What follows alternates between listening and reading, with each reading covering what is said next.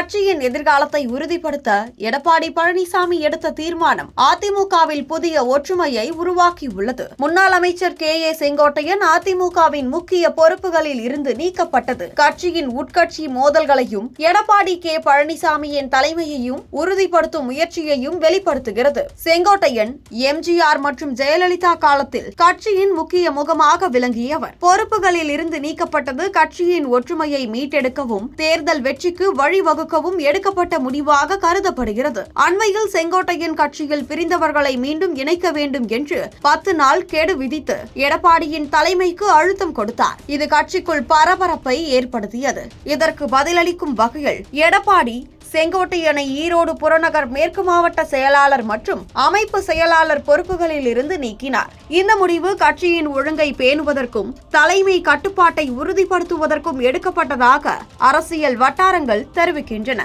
இதன் நன்மைகளாக எடப்பாடியின் தலைமையில் ஒருமித்த கருத்து உருவாக்கப்பட்டு கட்சி தொண்டர்களிடையே ஒற்றுமை உணர்வு பலப்படுத்தப்படுகிறது. மேலும் கட்சியில் உள்ள கருத்து வேறுபாடுகளை அடக்கி 2026 சட்டமன்ற தேர்தலில் வெற்றி இலக்கை அடைய வலுவான அடித்தளம் அமைக்கப்படுகிறது. செங்கோட்டையனின் நீக்கம் கட்சியின் உட்கட்சி ஜனநாயகத்தில் வெளிப்படைத்தன்மை குறித்த கேள்விகளை எழுப்பினாலும் எடப்பாடியின் இந்த அதிரடி முடிவு தலைமையின் மீதான நம்பிக்கையை வலுப்படுத்தி கட்சியை ஒருங்கிணைந்து முன்னெடுக்க உதவும் என்று எதிர்பார்க்கப்படுகிறது.